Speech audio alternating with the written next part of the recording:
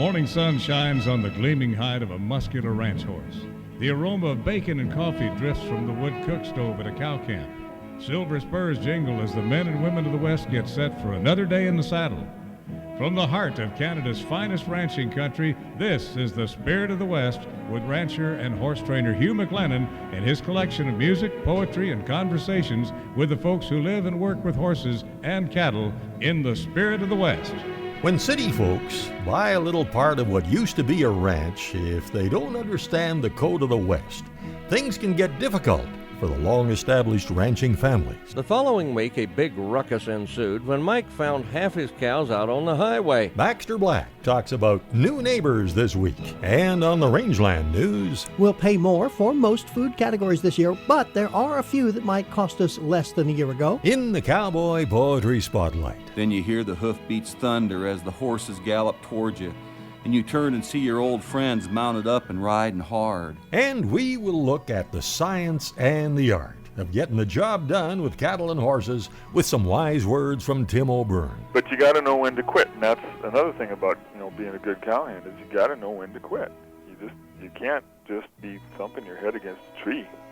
Yeah. On the Urban Saddles and Western Wear Horse Training File, a listener bought a horse at a sale. The horse looked bomb-proof and quiet, but he had a problem.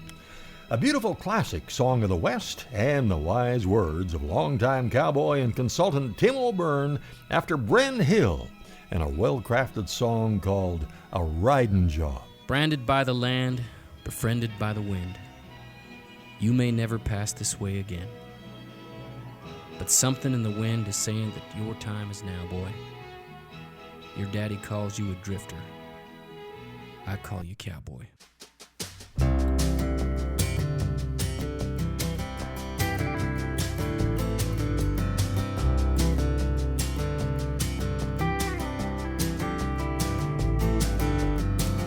I still remember how it rained, still hear the whistling wire.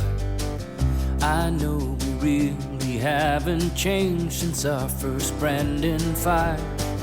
It's such a long, winding road through years of sacrifice. If we knew then, now what do we know? Would we still choose the life? We rode the glory trail, my friend, that leads right straight to God. Still searching everywhere west to find a riding job.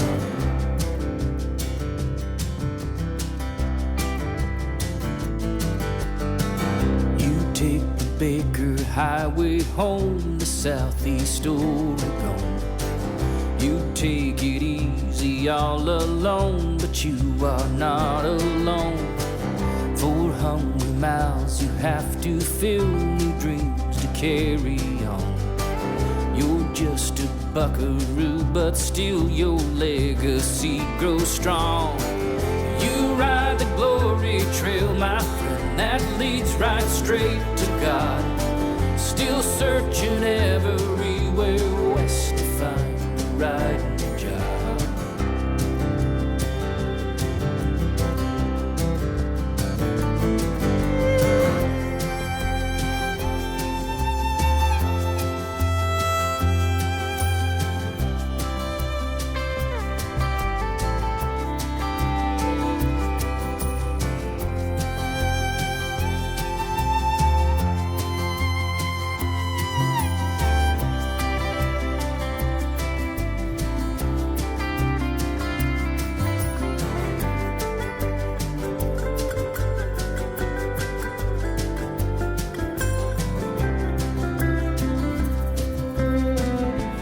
Now the cities of the West, they spread like prairie fire. Still it burns deep down in my chest, it is my one desire.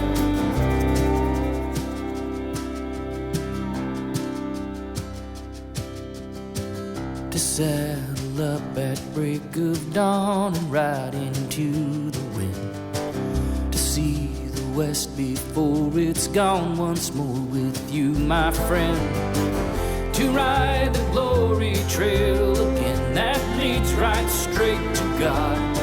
Still searching everywhere west to find the riding job, to find a riding job, to find a riding job.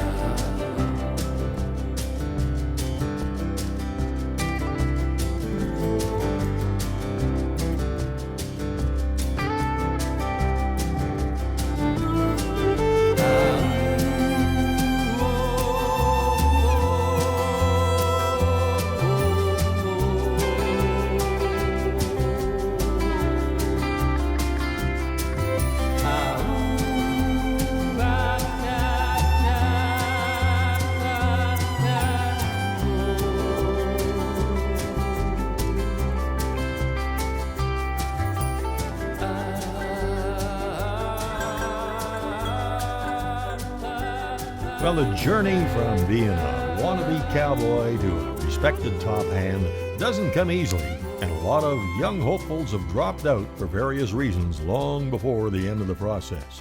There actually never is an end to that process. Anyway, here's Tim O'Byrne's take on that. Kind of where I come from, like, working the big outfits, it was always like the best hands. This is what I was always told anyway about the old boys. The best hands are the worst teachers, because they can't figure out why you can't get it. Yeah. What are you, stupid? Like they can't, and that's, I think that's, like my contribution, and that is to explain this stuff. And if that's my gift, that I come up with, is to be able to explain this stuff the way people can understand it. That's what I'm doing, and that's where, like the Bronco Man, that was the whole idea. There was, you just don't see two guys riding together, swapping lives here. There's something going on there. I mean, Miles is coming along inside that fence, and he's got one ear caught for a reason. He's serious. He does not want to let that poor kid get hung up in the wire there. Yeah. Yeah. And I want people to understand that that's a day-long, 10-hour commitment if you're going to ride with somebody like that. You're going to babysit them. You've got to be looking ahead. Cowboying is about what's going to happen next. It's always been about that. Boy, isn't that the truth? It's the good hands, the ones that separate the good hands are the guys that can see the cliff, 50 feet ahead of them, and they stop and hold everything up. And the wrecks get prevented because the anticipation factor is really at work, Yeah. And even Billy's good at that. And the way we work often is just the two of us, and we'll have up to 150 cows sometimes that the two of us have to handle. And boy, it was a tough learning process. I mean, we had to experience those wrecks and stop and analyze why we lost those cows up that skid trail when, maybe we could have prevented it had we been anticipating a little sooner and guessing ahead of them all the time. But, and you're going to have some head scratchers too. Like, I mean, I personally believe that barometric pressure and the way the planets are aligned and all that. You know what I mean? Like, it's just, you can go out and do something and try to do something one day, and it just craters. And you go out the next day, and everything works smooth, and it's the exact same thing you wanted to do, but the cow just weren't ready for it for some reason. They didn't want to do it. It's barometric pressure and planet alignment that makes the difference. It's you're not holding your tongue just right, or got to be something that makes a difference. Because man, oh man, we've done that. So even loading a bunch in a trailer, one day exactly the way we did it the day before, and one day it works perfectly, and the other day it's not going to work for some reason. Or sorting pairs, or weaning and pushing cows out the open gate, holding the calves back, or whatever. Yeah, I mean, do everything right, and it still doesn't work once in a while. Yeah, and tell me why. I have no idea. But this is going to be good. Tim will talk about the best thing to do when nothing works, when the Spirit of the West continues right after this. Welcome back to the Spirit of the West. When we ride out of the yard in the morning, we might have a plan, but more often than not, things will change within minutes of the time we find the first cow. Now let's get back to that conversation with Tim O'Byrne. Or sorting pairs, or weaning and pushing cows out the open gate, holding the calves back, or whatever. Yeah, I mean, do everything right, and it still doesn't work once in a while. Yeah, and tell me why. I have no idea. But. Oh my gosh. But you got to know when to quit, and that's another thing about being a good cowhand is you got to know when to quit. You can't just be thumping your head against a tree, Yeah. Oh gosh, to keep your sanity, yeah, you got to know that. And the same with horses. With a colt, and you're struggling to try and get past a little bit of a hump with that colt somehow, and you're determined you're going to do it on this one day by this certain time, and for whatever reason, maybe planet alignment again, it's just not going to work. And the next day, everything else can be the same, and all of a sudden it'll work. But if you really, get yourself so committed and so attached to having it happen on your agenda, it's frustrating. You should find another job. And like the trouble with the big outfit, that's the only one bad thing about the big outfit cowboy and colt experience, and that is that you can't. When you saddle that colt and head him out that day, like on a work day, not a short circle here, like there's a lot of difference in just, hey boys, I'm just going to take my colt out on a short circle with you this afternoon or whatever. But on the day that you've got him all shod and he's physically ready to go, and you're going to go out and you're going to see what happens, and you're not coming home till 3 in the afternoon or whatever, you're locked in. Like, there's no turning back, and you've got to be out there and giving her. And a lot of times what ends up happening is you push you go way past the point where you could have, like in a perfect world, little Harvey makes a real good move, and you get off and you give him a little bit of air and kind of loosen him up a bit, and then take him back to the trailer and haul him home. Mm-hmm. But you can't do that, and that's the worst part, I think. Yeah. I think sometimes it's unfair.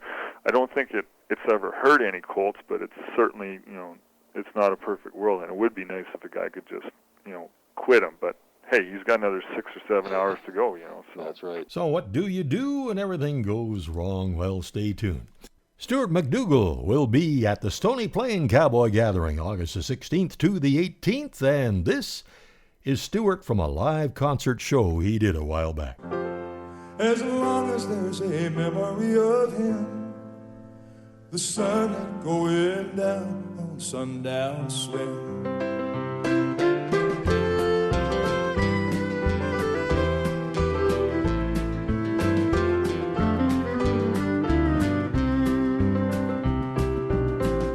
Born in small town North Dakota back in 1917. He came of age in Canestino, then made his way out to BC. Only in his early 20s, at the El Dorado Ranch, he rode an outlaw to a standstill, and the outfit gave young Sundown Slim a chance. Then he carved his name on the bunkhouse wall, when his heart was strong as it was true. Before those days, when the morning chill would turn his lips that ghostly blue, he cowboyed up and carried on for 82. As long as there's a memory of him, the sun ain't going down on Sundown Slim.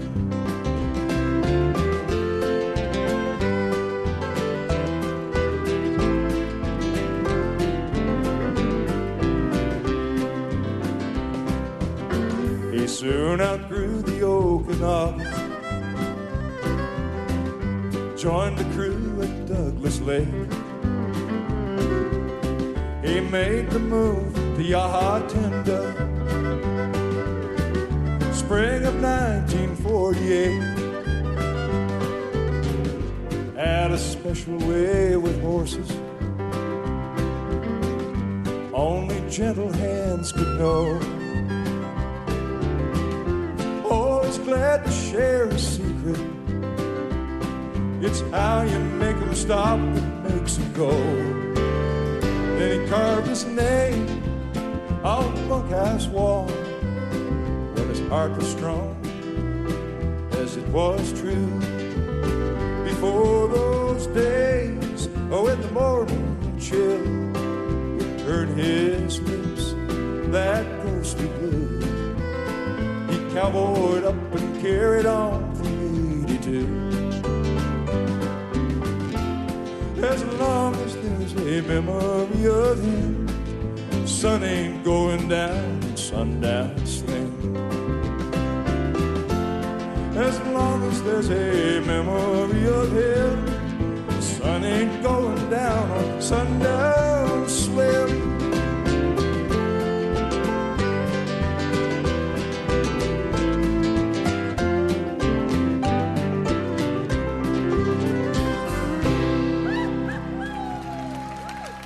That's how it goes. Stuart McDougall, man, he's great. Well, just this week, I was riding through a 160-acre brushy, fairly rugged pasture and moving cows and calves and bulls out through a gate into an adjoining piece of range.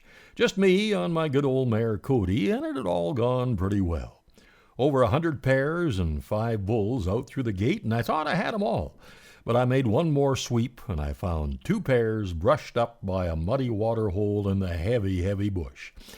Well, I had them almost to the gate 3 times. When a calf would break, his mum would follow, and I'd get them back, and then the cow would head out, and then finally the wise words of Tim O'Byrne that I had heard in this conversation when we recorded it came to mind. And I did heed them, and saved a lot of stress on me and a lot of wear and tear on my horse.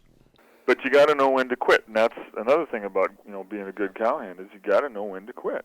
You can't just be thumping your head against a tree, Yeah. Well, your whole story, Tim, fascinates me. How you've taken what you've understood from years of experience and basically what I sense is a real love for the whole science and everything, and now you've built another very worthwhile entity in Calico Beef Consulting. And is this something that maybe years ago when you were at a cow camp miles from anywhere by yourself that was a vision that is now coming to reality? Not at all. No? No, I just, when I was cowboying and back in camp, I just wanted everybody to leave me alone. I don't even want to talk to anybody. And but when I got out here to Alberta and I really thought that there was a way that I could contribute. I think that was the whole thing. I must have come with maturity, and I thought, it's so complicated. Like, I found it, and maybe that's what happened, is that a lot of these guys were kind of like, when I left Alberta in '80 and went to BC, these feedlots weren't even really up. There was a handful of them, but it wasn't anything like it is now. Yeah, a lot of cattle were going to Ontario for finishing back then. Absolutely, they were totally. Me and Stan, shipped a lot of the calves that from ALT. We sent bye to many of them to Ontario, and we didn't have the facilities around here to feed them out like they do now. And but then I come back 15 years later, and all of a sudden there's all these feedlots, and I got to thinking, that. It wasn't that difficult maybe to ride on these feedlots, and I get into these big feedlots and I'm lost. Like, I had no idea I didn't know what an AIP was, I didn't know what Homophilus was, I didn't know anything. And so I thought, and then after a year or so of that, I kept seeing, more kids coming up, and they'd get thrown into this huge feed yard, and you don't even know what bank of pens you're in, it's so big, and have to fight with all this and learn all that. And then I got to thinking, maybe there's a better way. Maybe we can, write all this stuff down, all the things that these guys have to know, and put it into kind of a short course, like an extension course. And that's basically how Chris and I started it. We just, we kind of actually, we had the idea on the exact same day. I came home from working in the feed yard at noon for a bite to eat, and I said, I got a great idea. And she said, before you tell me yours, I'll tell you mine. I saw this guy on TV this morning that was a mining consultant, and he took all his years of mining, and he made a little consulting company, and now he hires out, and he helps people with their problems. And I said, I got a great idea. I think we should start a beef consulting company. So. Well, Baxter Black talks about new neighbors, and I've got one of those good songs from Fred Doberstein, and then it's the Rangeland News, when the Spirit of the West continues right after this. Howdy, friends. This is Baxter Black on Spirit of the West with Hugh McLennan, and I'll be right back after this with a little peek at new neighbors. Your land is a legacy. a challenge from those who tended it before you to build on their foundations. At Corteva Agriscience, we understand what it means to be the stewards of a legacy. We embrace the challenge of building on the foundation of Dow AgroSciences to maintain your trust, to bring new solutions, to help you care for your land. See how we can help build your legacy at rangeandpasture.com. And for our Canadian listeners, just check corteva.ca, the Canadian website. Country versus urban, the rubbing of cultural tectonic plates. Mike is a rancher in that beautiful-to-look-at country of Central Oregon. His ranch house is set back from the road and fronted by lush, irrigated pasture.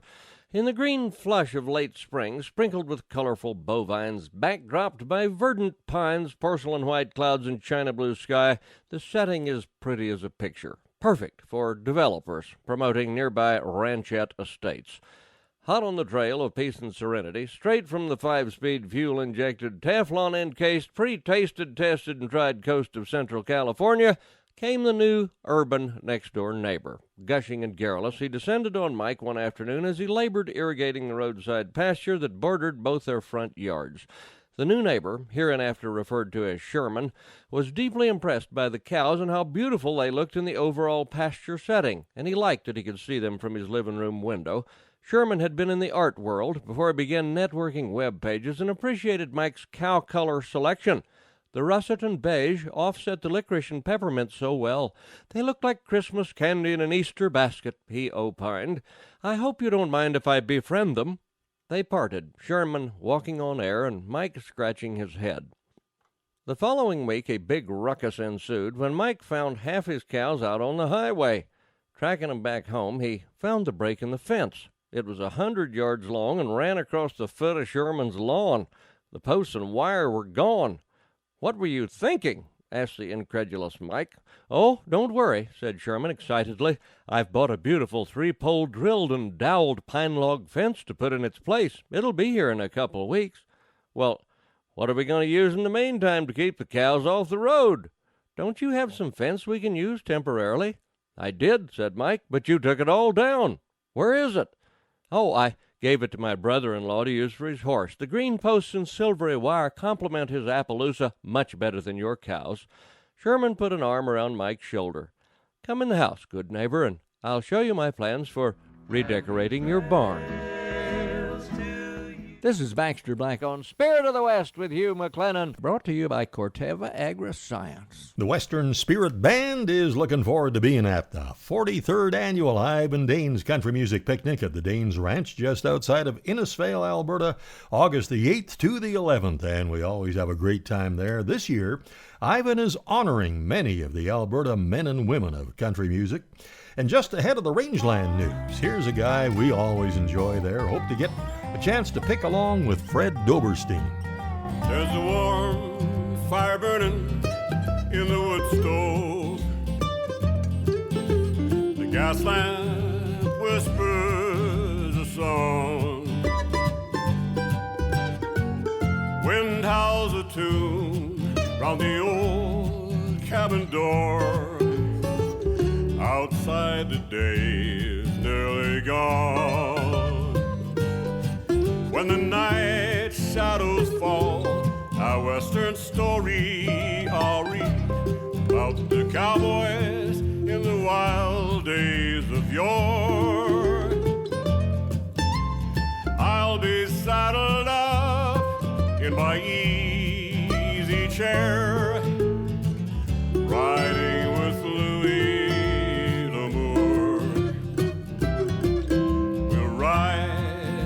Painted desert in that hot Arizona sun.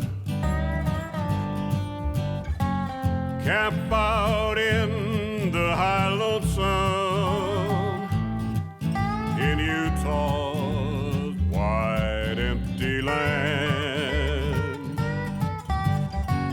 Stop for a night in New Mexico, get some grub down in old Santa Fe.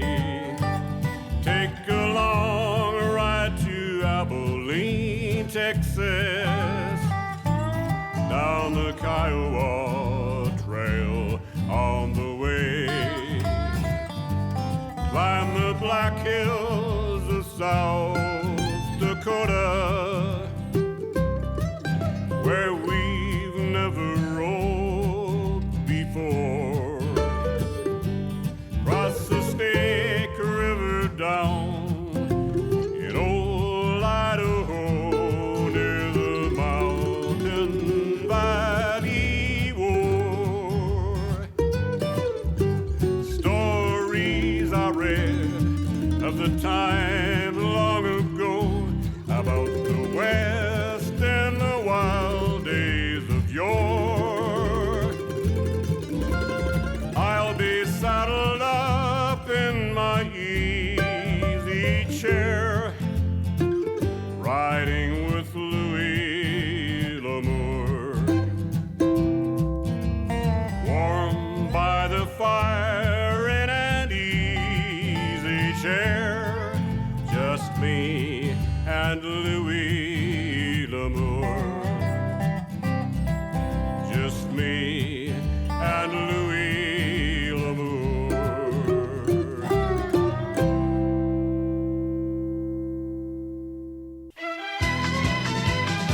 Now the news of the rangeland, a roundup of news and coming events from around the West. At the top of page 1, it says, is there more sticker shock at the grocery store coming this year? Maybe, maybe not. Gary Crawford has the latest. At the start of this year, Agriculture Department economists were forecasting that food prices at the grocery store would end up averaging 1 to 2% higher than a year ago. But over the last couple of months, that forecast has been trimmed a little bit, and here's the latest. So we're expecting 2019 prices to increase between 0.5% and 1.5%. USDA food price economist Giada Short says if this ends up being what happens, it'll be the fourth year in a row in which food price inflation comes in lower than the 20-year average, which is closer to 2%. She says we'll pay more for most food categories this year, but there are a few that might cost us less than a year ago. These include pork, other meats, eggs, fats and oils, and processed fruits and vegetables. Okay, that other meats category always puzzles me. What are other meats? Other meats include frankfurters, lunch meats, lamb, and organ meats. Organ meats? No, not that kind of organ. You mean things like liver, for example, correct? Correct. In Washington, Gary Crawford for the U.S. Department of Agriculture. The traceout is completed among cattle associated with a British Columbia herd that had animals confirmed with bovine tuberculosis in November of 2018. The CFIA reported completion of that task in late May. Traceout activities involve the tracking and testing of any animals that came from the source herd or otherwise associated with it in the last 5 years. The agency said one herd in Saskatchewan of about 1,500 animals remains under restricted movement as part of the ongoing investigation. That means animals in that herd cannot be moved without CFIA permission. 15 herds in BC and 22 in Alberta have been released from movement control. Some 25 premises and 18,000 animals have been a part of the investigation. A startup technology company based in Guelph, Ontario, is developing a system that will monitor and control environmental conditions in livestock trailers, designed to ensure greater comfort for the animals during transport. Transport Genie uses wireless sensors to monitor temperature, humidity, and other environmental conditions. The system collects data and provides real-time displays to truck drivers or dispatchers. Well, there's going to be a great ranch rodeo at Maple Creek, Saskatchewan, July the 6th. Stock dog trials at 8:30 in the morning, ranch rodeo at 3 p.m., and then the ranch bronc riding at 7:30. It all happens there in the High Chaparral Arena. And the next regular cattle sale at the BC Livestock Co-op Kamloops Yards is July 16th. The next Williams Lake sale is July the 18th, and on July the 19th in Vanderhoof. Get all the information at bclivestock.bc.ca.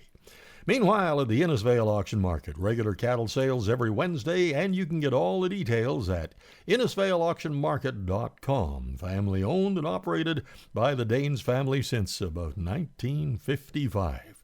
And you can call them toll-free, 1-800-710-3166. And for the final item, This is true. A friend of mine turned 80 last month, and he got a call, said he had to come in for a driver's examination to make sure he could keep his license. They wanted to check out his cognitive ability, really. And for one of the questions, the examiner said, "Now give me 12 words that start with the letter F." "Easy," he says. 40, 41, 42, 42, 43, 44, all the way up to 52. And they should have passed him. And that's the Rangeland News. Coming up on the Urban Saddles and Western Wear Horse Training File, a listener recently bought an older horse at an auction, thought the horse was pretty much bomb-proof, but he does have a problem, and we'll have more from Tim O'Byrne when the Spirit of the West continues right after this. Welcome back to the Spirit of the West. Coming right up in the Urban Saddles and Western Wear Horse Training File, the horse that looked totally bomb-proof, but he had a problem, and we'll see what can be done with him. First, though, as we get older, I think that sometimes we realize we've been so busy keeping things going that we haven't taken the time to see some of the amazing places we've read or heard about. And say booking a trip to Europe on your own can be pretty intimidating. Now, the great thing about going to places you've never been to before with the Spirit of the West group is that we all have so much in common, and all the organizing is done. And Jim and Karen, along with our support crew, Mark and Kathy McMillan, do an amazing job to make the entire experience one you'll never forget. Our group flies to Dublin, Ireland on the 29th of August, and we'll have a city tour and a day in a beautiful Dublin hotel, plus a visit to the Irish National Stud Farm to see those amazing Irish thoroughbreds and how they're raised. Then we'll be hosted by the Irish Cattlemen's Federation. We'll tour Belfast and then sail over to Glasgow and Inverness, Scotland. And then on to France, England, and back to Dublin aboard the beautiful cruise ship, the Crown Princess. And we have all of those great on-board concerts and sing-alongs and so much more. And we still might have room for you. The phone number to call to find out, 1-800-530-0131. Now it's time for the Horse Training File, brought to you by Irvine Tack and Western Wear, Canada's largest Western store. At Irvine Tack and Western Wear, you won't find this. Saddles? Yeah, we got a few. Hey, how big's your backside? Oh, what'd I say? But you will find this. Saddles? You bet. We carry over 1,400 saddles here at Irvine's. Western saddles, ranch saddles, trail saddles. The one and only Irvine Tack and Western Wear, something for everyone, from cowboys and cowgirls to city folks too. It's Western Wear with a welcome twist. Off exit 305 on Highway 2 by Crossfield, open 7 days a week. Canada's largest Western store. And of course, no matter where you live, you can shop online at urbansaddles.ca.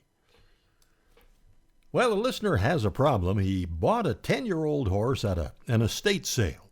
Now, he knew nothing about the horse, and this guy's a good rider with a lot of experience, but he's never come across this problem. The horse is either totally bomb-proof or he has just gone into shutdown mode. He drags on the end of the lead rope. When he saddles and gets on him, it takes a lot of pressure just to get him to take a few steps ahead. He's heavy on the bridle, and he just doesn't want to do anything. Well, sometimes this can be a difficult situation. It sounds like the horse has been desensitized to the extent that he is pretty well shut down. And sometimes when horses come out of that state, it can be surprisingly reactive. Now, something that's worked in some cases is to get a good, responsive, well-broke saddle horse involved. Now, I might try working the shutdown horse in an arena or good-sized pen from the back of my other horse. And I'd probably leave the halter off him and just work him at liberty until I can control his movements, and then have him move with my saddle horse and have him come up and kind of buddy up to him and ride along beside us or walk along beside us. Now, there's a good chance there will be a lot of communication going on from my horse, the one I'm riding, to this one, and that might help bring him out of that state of mind little by little. And after a few sessions of this, if he's starting to bond with my horse, then I'd halter him and put the saddle on him and pony him a lot of miles up and down the trails. And if I can get him trotting and loping along with a slack lead rope, I think that's an indication that we are making progress. And when I think he's ready to ride, I'll probably have someone else ride my saddle horse while I ride him along, and we'll cover the same trails that I ponied him over. Now, this might help in getting his mind opened up, but the downside here is that he will most likely act pretty herd-bound to my horse for a while. It'll likely take more time to get him past that, but I sure think it's possible. And for Urban Saddles and Western Wear, that's the Horse Training File. Boy, our horses do well on that daily feeding of Hoffman's Horse Ration, and you can find out all about it at hoffmanshorseration.com. As the temperature in the valley really warms up, I can almost hear the high country range calling, where the air was moist and cool, the heavy timber shades the trail, and the grass is lush and tall. And one of my favorite jobs is trailing cattle up to the summer range, and this one written by Jack Hanna of the Sons of the San Joaquin and sung by Belinda Gale really tells you what that's like. The old cows are bawling, they're raring to go. It's hot in the San Joaquin Valley, you know. They're heading up high when the meadows are green, up where the air is both fragrant and clean. Up near the timberline, spending my days, keeping an eye on the cattle that graze. Sierra Nevada's right now and always, grazing your high country range, grazing your high country range. Oh-lordy, I'm a-heading up high, up where the tall mountain peaks touch the sky. Sierra Nevada's alright till I die, grazing your high country range, grazing your high country range. Craig's cliffs and canyons are snow-packed and deep. Your grand sweeping slopes are both rugged and steep. Your cool meadows gleam a meandering stream. Up here's a hard-working cow-puncher stream. Up near the timberline, here's where I'll stay. I'm feeling guilty just drawing my pay. Feeling your breeze, see the trees as they sway. Grazing your high country range, grazing your high country range. Oh-lordy, I'm a-heading up high, up where the tall mountain peaks touch the sky. Sierra Nevada's alright till I die, grazing your high country range, grazing your high country range. When autumn rolls in, the scenes are so rare. The Sierras are grandest when fall hits the air. There's frost on the ground, the grass has turned brown. We've gathered the cows and we're hazing them down. Up near the timberline, stars shine so bright. Cliffs are aglow in the moon's silver light. Sierra Nevada's your world is so right. Grazing your high country range, grazing your high country range.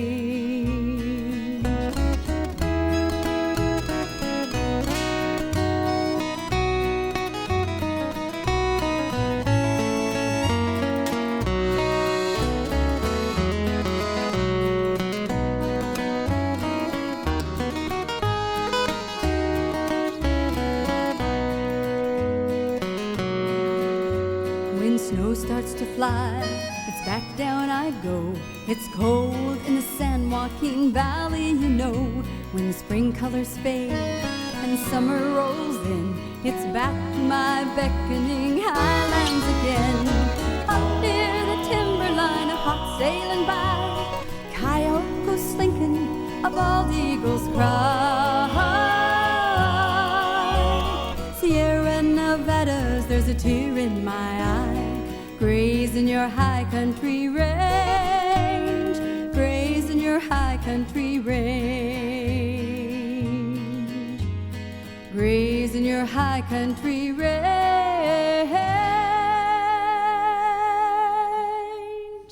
grazing your high country range.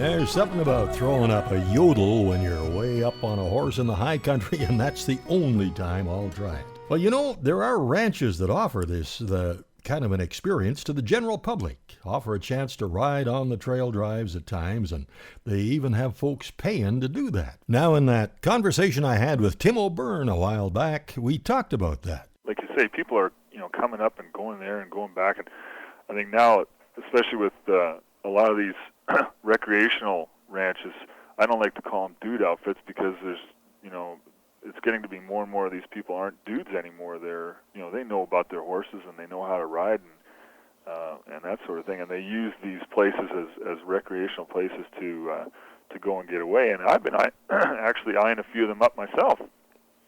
And I hope my cowboy buddies don't hear that. But, I can't think of a better way to spend a week than, take my wife and a couple of nice horses and go, down Teton someplace and, check out some country and, even have some camps catered where you don't have to, go and scrape a dead mouse out of the coffee pot before you fire up the stove type of thing.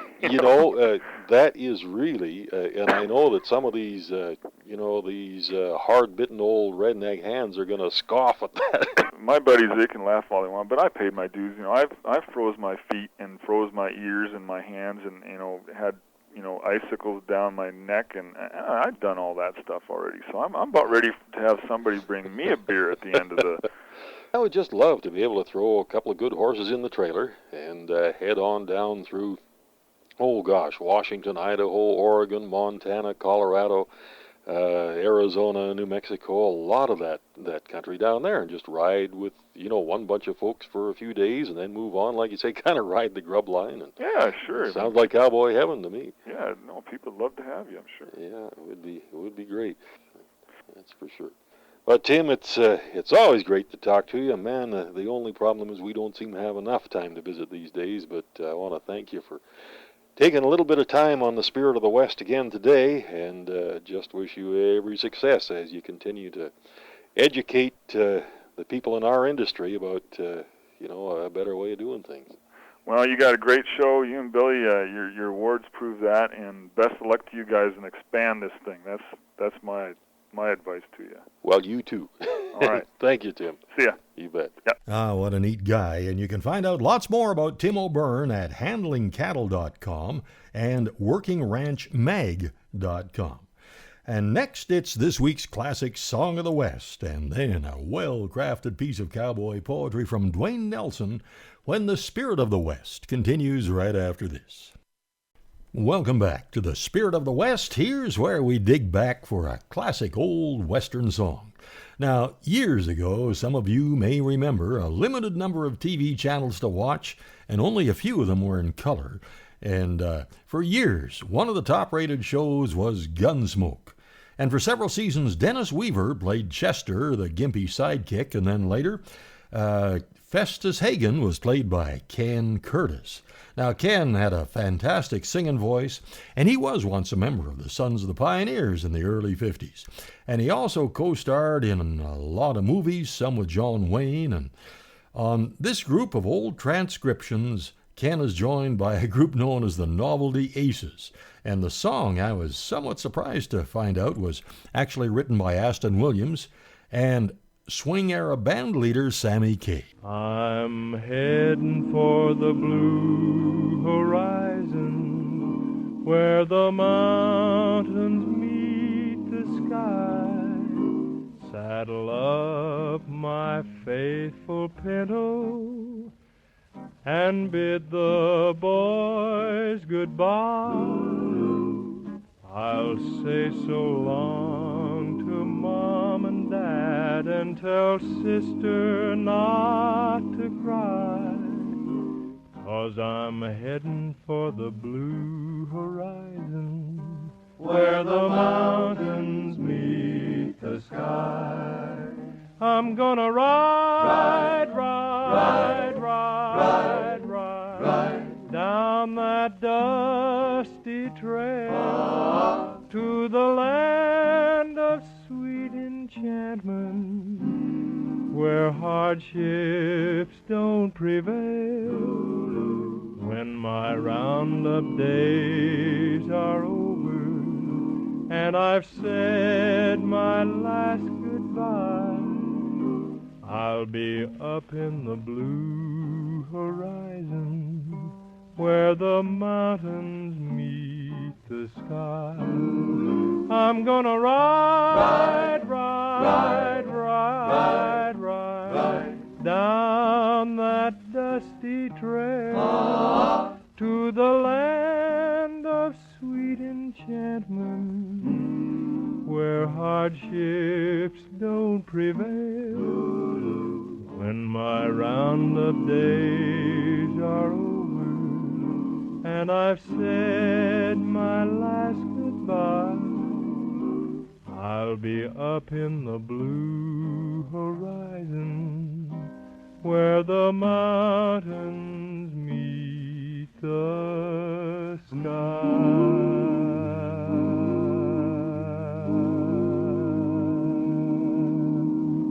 Oh gosh, that's almost a forerunner of Western doo-wop, I guess. Co-written by Sammy Kaye, the band leader, and I remember that slogan, Swing and Sway, with Sammy Kaye. And now we are turning the cowboy poetry spotlight on Dwayne Nelson, and I thought this one was extremely well done. He calls it Early Morning Risin'. In the early morning risin', as I step out of the bunkhouse and look across the ranch yard to the catch pens down below, see horses standing ghostly, frosty vapor round their muzzles, nickering softly, patient waiting, hoofbeats muffled in the snow.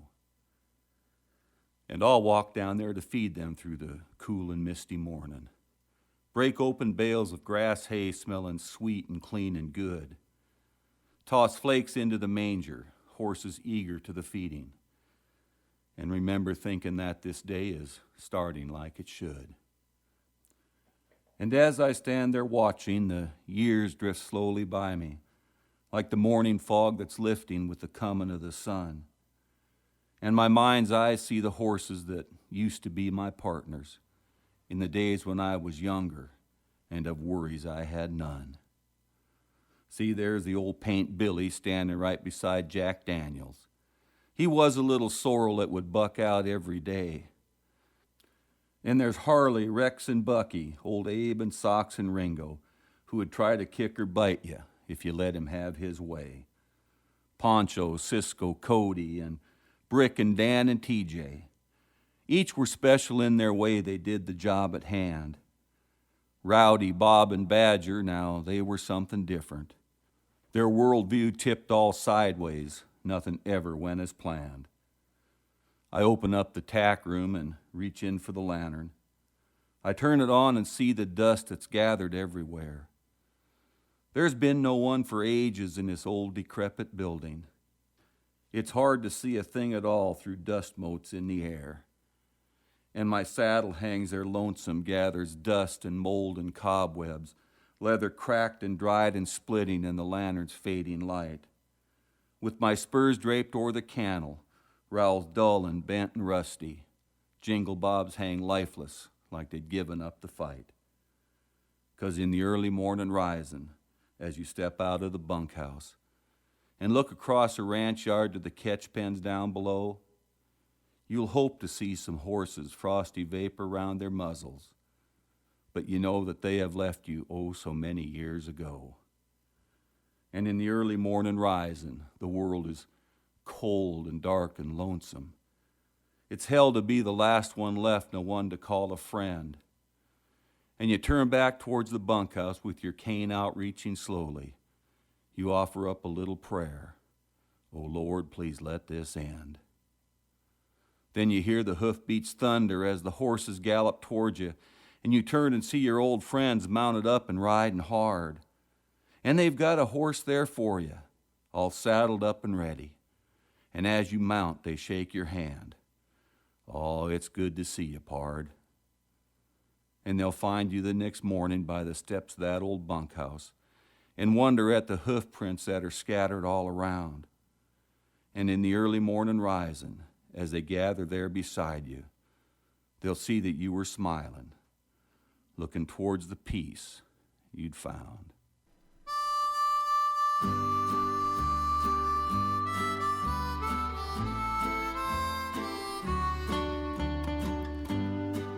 Well, thanks again for making the ride, and thanks to so many of you for your kind words about last week's show on Father's Day. As always, thanks to the Spirit of the West support crew, Mark and Kathy McMillan. And remember, if you are looking for tractor parts for that tractor, any make, any year, Mark can help you with his page, bctractorparts.com. And you can subscribe to Canadian Cowboy Country Magazine. Just give them a call at 1-800-943-7336. What a great gift a subscription to that magazine would be. And did I mention, now you can download The Spirit of the West as a podcast. Just go to our website, hugh-mclennan.com, to find out how to do that and how to watch it on video on YouTube. Till next week, I'm Hugh McLennan. Hope to see you down the trail somewhere real soon.